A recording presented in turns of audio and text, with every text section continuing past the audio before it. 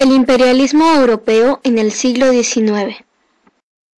A principios de 1880, los estados europeos se disputaron algunos territorios de Asia y África, lo que empujó a adquirir colonias en el extranjero que les procuraran puertos y estaciones de abastecimiento de carbón para flotas navales.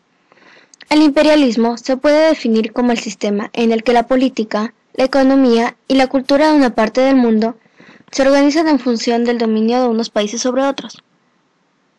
El imperialismo, que surge en el siglo XIX, fue la culminación del colonialismo iniciado en los siglos XV y XVI, pero ambas formas de dominación colonial fueron muy distintas.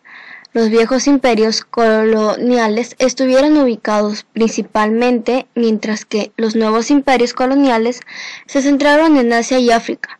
Las antiguas colonias habían sido asentamiento y los emigrantes habían creado sociedades que pretendían ser similares a las europeas, frente a las nuevas colonias que fueron territorios de ocupación donde una minoría europea no se mezclaba con la autóctona y ejercía el control político y económico. Por otro lado, si el ritmo de ocupación había sido lento y limitado en el pasado, en el siglo XIX, la rapidez fue la tónica general. Por último, las posesiones coloniales de la época moderna dieron lugar a escasos conflictos en comparación con los desarrollados en el imperio del siglo XIX. Integración y división del mundo. El enorme crecimiento de la producción europea empujó a los estados y a las firmas comerciales a buscar nuevos mercados. Por ello, centraron su interés en África, Asia y Oceanía, espacios que todavía tenían una economía precapitalista. Por otra parte, el avance en el sistema de transportes y comunicaciones generó la gradual integración cultural del mundo bajo la hegemonía de la Europa occidental, una densa red de intercambio económico, de personas y de información, vínculo entre sí a las regiones más desarrolladas y estas con las más subdesarrolladas del planeta. Este proceso implicó una nueva división económica mundial. Zonas antes marginales adquirieron interés en las potencias, urgidas de materias primas para su industria, alimentos para su población y nuevos mercados para sus productos y servicios. Así, la inversión europea en regiones proveedoras de materia prima facilitó el acceso de sus productos a las metrópolis. Factores del colonialismo. Las grandes potencias se lanzaron a la conquista del mundo por distintos factores: demográficos, económicos, culturales, religiosos y políticos. Demográficos.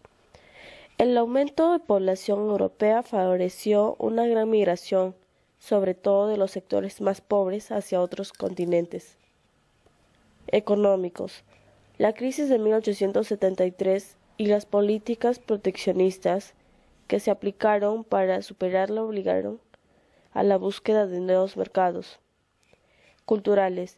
El colonialismo se justificó como una misión civilizadora a través de la cual se difundía por el mundo la cultura occidental, que se creía superior a la de los pueblos indígenas. Religiosos.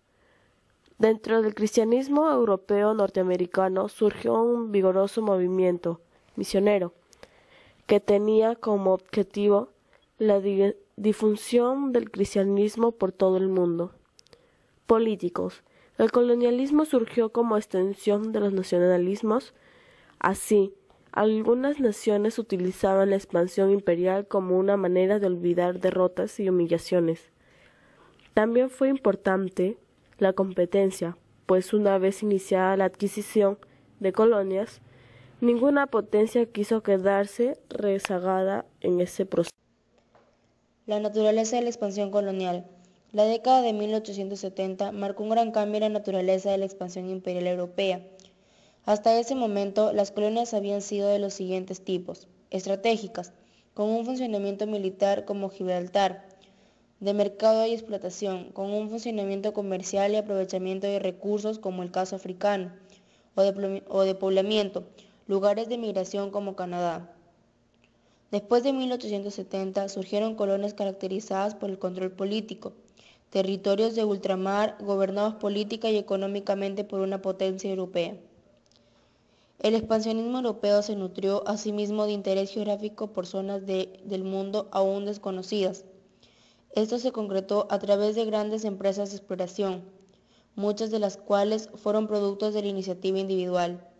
Destacaron las expediciones de John Speke y Richard Burton a través del Nilo, a la que emprendió el alemán Heinrich Barth al cruzar el Sahara. Las exploraciones de David Livingstone y Henry Stanley en el África Central fueron consideradas proezas de la época. Consecuencias de la colonización. 1. Avances europeos en las colonias. 2. Transformaciones económicas. Y 3. Los cambios sociales y culturales. 1. Avances europeos en las colonias. Se dieron la construcción de puertos, ferrocarriles, carreteras, puentes y líneas telefónicas. Las nuevas tierras de cultivo e implantación de industria, aunque el beneficio era para la metrópoli. También las medidas higiénicas, hospitales y vacunas. Esto hizo descender la mortalidad y aumentar la población, ocasionando una ruptura en el equilibrio de la población con recursos. También se luchó contra el analfabetismo, aunque se produjo un proceso de aculturación e imposición del cristianismo y valores occidentales. Principales movimientos de migración y capital en el siglo XIX. Tenemos de Europa a América del Norte. 1,7 millones de escandinavos, 5 millones de alemanes, 4,1 millones de irlandeses, 12,7 millones de ingleses, 2 millones de italianos y 2 millones de rusos. Volumen en millones de dólares. En Canadá, de 3.000. En Estados Unidos, con mayor volumen, de 4.000. En América Central, con 2.000.